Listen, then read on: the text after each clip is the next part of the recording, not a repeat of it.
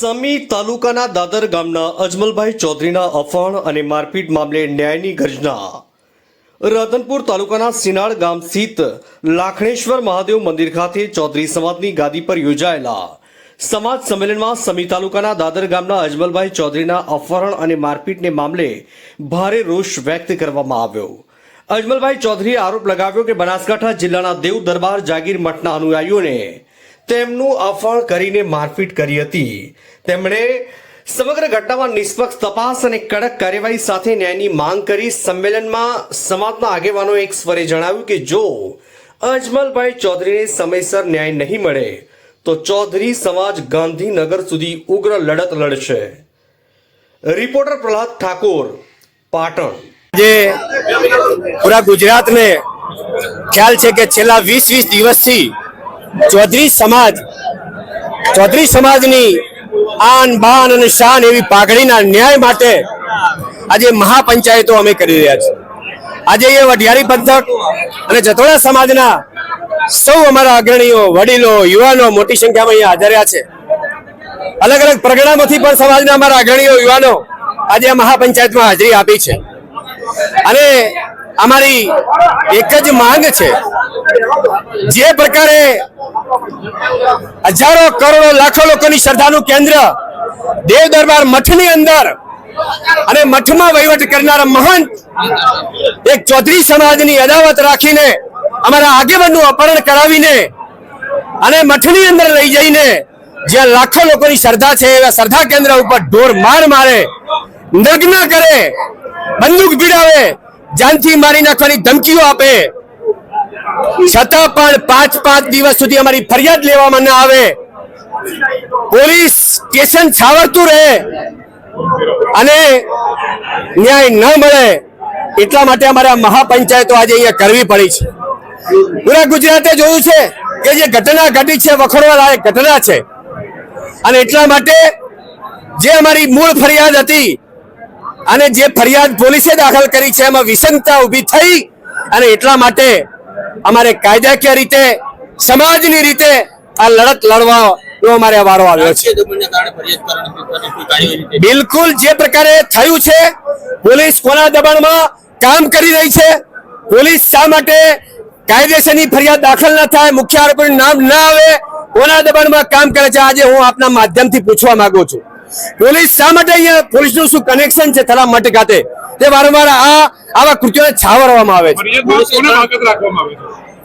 Police જે main અપહરણ કરાવનાર છે, જે દેવ દરબાર મઠના મહંત છે બળદેવ નાથને પોલીસ છાવરી રહી છે, એમને મદદ કરતી હોય એવું પહેલા તબક્કે ચૌધરી સમાજને અને અન્ય સમાજને 18 આલમને લાગી રહ્યું છે।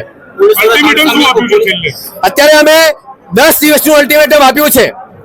જો 10 દિવસની અંદર મૂળ આરોપીનું નામ ફરિયાદો દાખલ કરવામાં નહીં આવે અને બાકીની 5 માંગણીઓ અમે અહીંયા સંભળાવી છે, એ 5 માંગણીઓ અમારી સંતોષકારક સરકાર કઈ નિવેડો નહીં લાવે તો 10 દિવસ પછી ન છૂટકે અમારે ગાંધીનગર કૂચ ન્યાય માટે કરવી પડશે અને એમાં જે કઈ પણ પરિસ્થિતિ ઊભી થશે એમાં સરકારની પોલીસ તંત્રની જવાબદારી રહેશે। આરોપીઓ ગુનાહિત ઇતિહાસ ધરાવતા 300 પાસા હેઠળ કાર્યવાહી કરવામાં છે।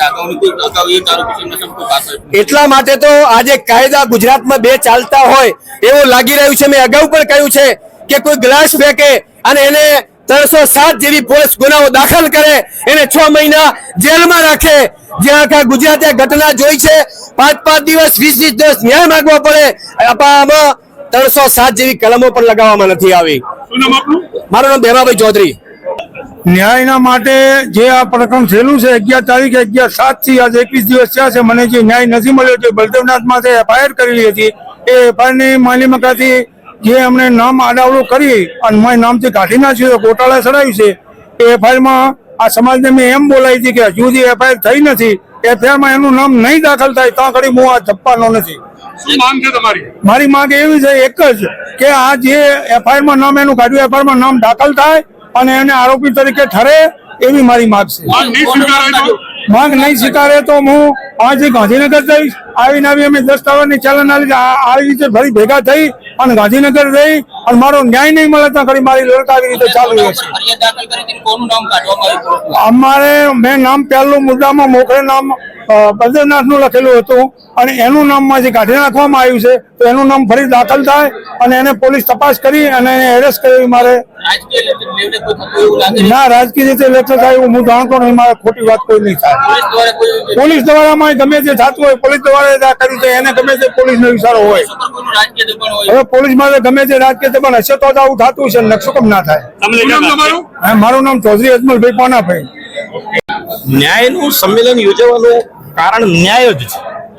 જ્યારે ઘટના ઘટે છે, ભોગ બનનાર પોતે પોલીસ સ્ટેશનમાં જઈ અને કહે છે, વિડીયો એના ઘટનાના પુરાવો પણ છે, અને છતાંય પુરાવા હોવા છતાંય પોલીસ પ્રશાસન ઘટનાને મૂળભૂત રીતે લેવાની જગ્યાએ ફરિયાદમાં વિવરણ જે કરે એ વિવરણમાં વિસંગતતા રાખે, તો સ્વાભાવિક રીતે ન્યાયની માગણી કરવા માટે સમાજ નીકળવાનો છે. કોના સામે ફરિયાદ દાખલ કરવામાં આવશે? ફરિયાદ જે દાખલ છે એ પોલીસ પ્રશાસને થરા પોલીસે લીધી છે, અને એમાં મુખ્ય આરોપી તરીકે કાવતરાના મુખ્ય સૂત્રધાર તરીકે મહંત બળદેવગીરીનું નામ છે, અને એમાં પોલીસે એમનું નામ લખ્યું નથી. બીજી વાત છે, જે લૂંટ થઈ છે 15,000 રૂપિયાની, એ લૂંટનું પણ વિવરણ FIR માં કર્યું નથી. તો આ બંને બાબતો છે.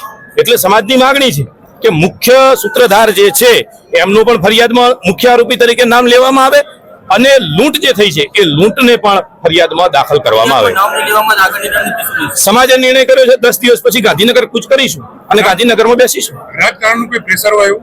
રાજસત્તાનું કામ કરવાની છે, રાજકારણને એનું કામ કરવાનું છે. એ એમનું કામ ચાલુ રાખે, જે કરવું હોય કરે.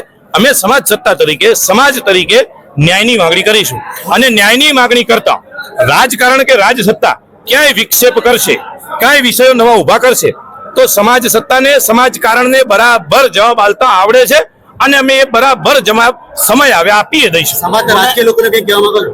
રાજકીય લોકો જે સમાજના છે એમને વિનંતી છે કે ભાઈ આ જે ઘટના ઘટી છે એ ઘટનાને તમે નિષ્પક્ષ રીતે, તટસ્થ રીતે જાણો, સમજો, અને જિલ્લા પોલીસ વડાને ભલામણ પણ કરો કે ભાઈ આ ઘટનાની યોગ્ય અને ન્યાયિક તપાસ થાય. આ લોકો ગુનાહિત ઇતિહાસ ધરાવે છે, તેમની સામે પાસા હેઠળ કાર્યવાહી કરવામાં આવશે. આગામી શું કામ છે તમારું? આભાર છે પોલીસનો. પાસા હેઠળ પોલીસે કર્યું તો પોલીસનો આભાર. આવા અસામાજિક તત્વો જાહેરમાં, બજારમાં ખુલ્લેઆમ નીકળે, ધર્મની જગ્યામાં જઈને બેસે, તો શું સમાજને સંદેશો આપશે? શું સમાજ વ્યવસ્થાને આપશે? કાલ સવારે મારી, તમારી બેન દીકરીઓને આ જ અસામાજિક તત્વો છે, આ જ લુખાઓ છે કે જે બળાત્કાર ગુનાઓ કરે છે, જે પાસાને ટાડાઓ હેઠળ જાય છે, આ જ લુખાઓ છે. તો આમને સમાજ વ્યવસ્થાની અંદર રાખવાનો કોઈ અધિકાર નથી, એમનો કોઈ રાખવાય ન જોઈએ. એટલે પોલીસે જે કર્યું છે એ સારું છે. શું નામ તમારું? સાગરભાઈ ચૌધરી, સામાજિક કાર્યકર.